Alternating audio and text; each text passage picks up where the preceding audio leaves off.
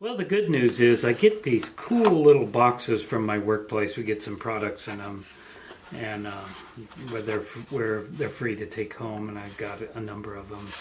And I discovered they work really good to store 18650 batteries in here.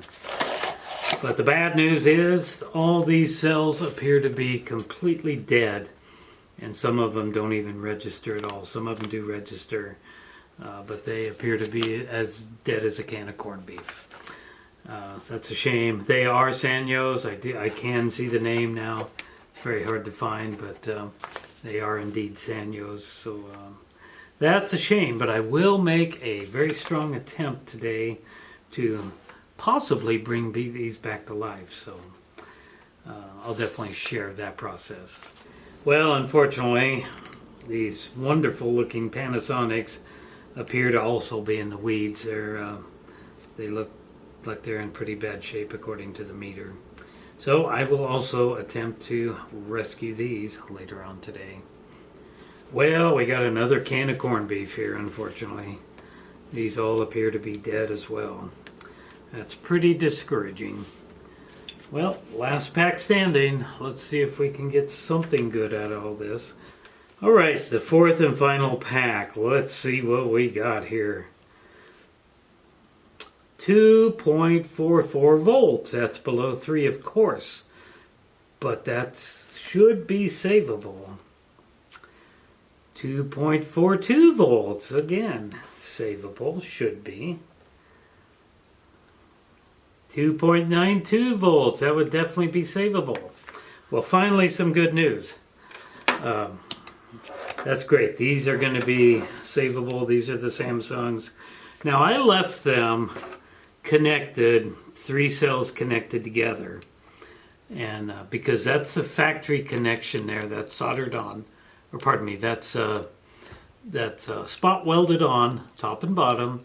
So that's a nice 3-cell pack in parallel.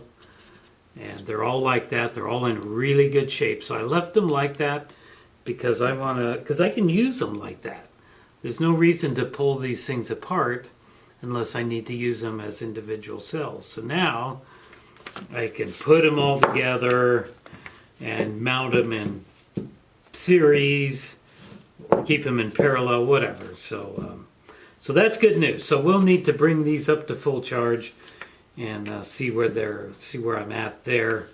But at least I've got something out of these 4 packs that I know that I can use. So what I've done is I've added some magnets to both ends. Now I'm going to add these metal strips to connect this all in parallel, and then we'll use the charger to bring them up. Alright, I got my IMAX B6 hooked up to the metal nickel strips. Let's turn our power supply on. Let's see what we got. So we're going to do a simple LiPo charge. So I need to change my to a 1 cell. It's right now set up for a 3S pack. Alright, we got our IMAX set up. We're going to put 1 amp into it, and it's for just a single cell. These are all in parallel.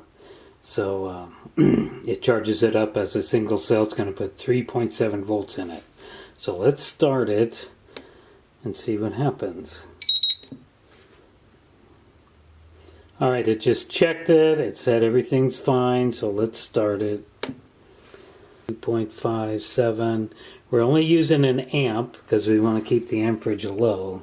So if we're going to have a problem, these things are going to start getting really hot.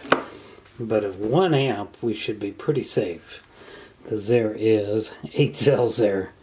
And you can charge a single lithium battery up at 1 amp, and it should be fine. It'll start getting warm, but it's putting some voltage in it. Look at that, 2.87. Just need to make sure that I don't start getting some really hot batteries. Well, this thing has been charging for 25 minutes. I'm up to 3.56 volts, and things are going good. Nothing is getting hot. I can't feel any heat coming out of any of those cells. The IMAX is nice and cool, and It looks like it's going really good, 3.57 volts. So I'm going to go ahead and shut this down now. Let this sit now and see what's going to happen. Well, I've had that 20 or so minutes of wait time, so let's see what we got.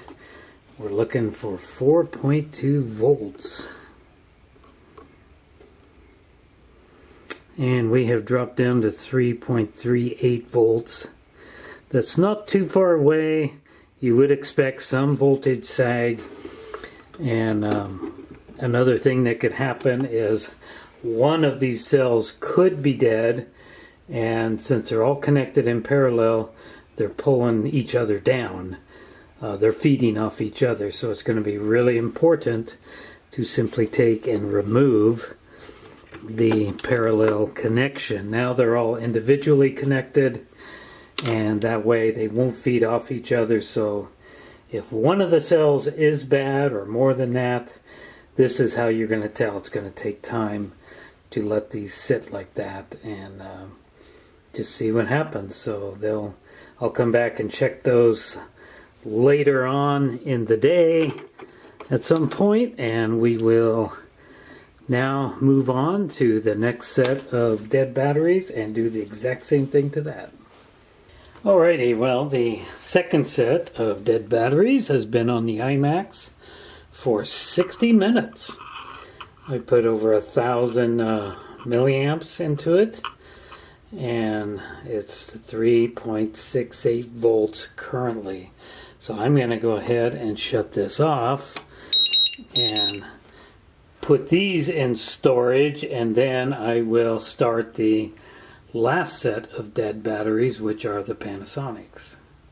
All connected up, so I'm going to go ahead and turn my amps down from 1 amp to a half amp. The way you do that is when it flashes, you use the arrow keys. So 0.5 amps, the same way you would change your pack, the size of your pack, you use the 2 arrow keys. So let's go ahead and see. It's going to check it out, and it's going to say it's okay, so you go ahead and start it. So it's going to take a lot longer now to charge this up because I'm only putting a half amp in it, and it's only showing 1.4 volts. Almost 1.5 volts right now. So these are pretty dead. I think these are the deadest ones that I have. So by turning the amps down, it's a safety thing. You're not putting the amps in. The higher the amps, the harder it's going to be on the battery.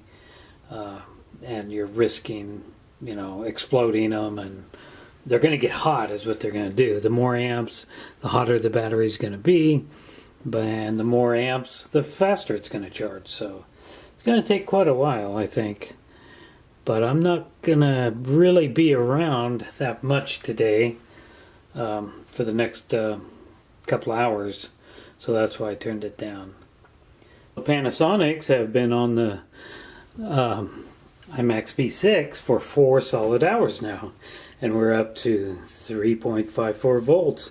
It's doing really good. Nothing's getting hot. It's moving right along. Alright, now we're going to have a look at the first set of dead batteries. They have been resting comfortably right here for about 4 solid hours. They were at 3.38 volts. Let's see what they're at right now.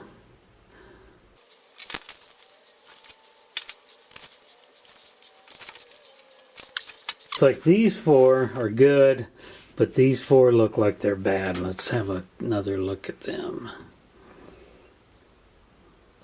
Yeah, see how it's jumping around? That's not good.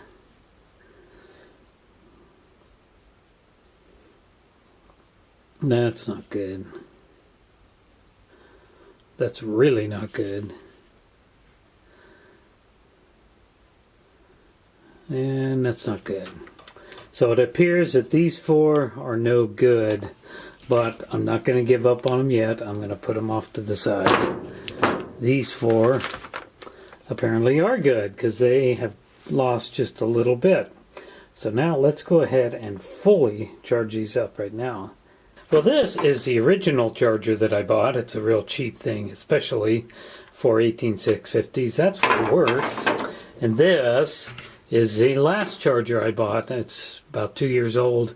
And this works really good. And it's not only for 18650s, but other batteries. I use it for AA cells and AAA rechargeable cells. Alright, so you just stick it in there like that. It'll do 4 cells at a time.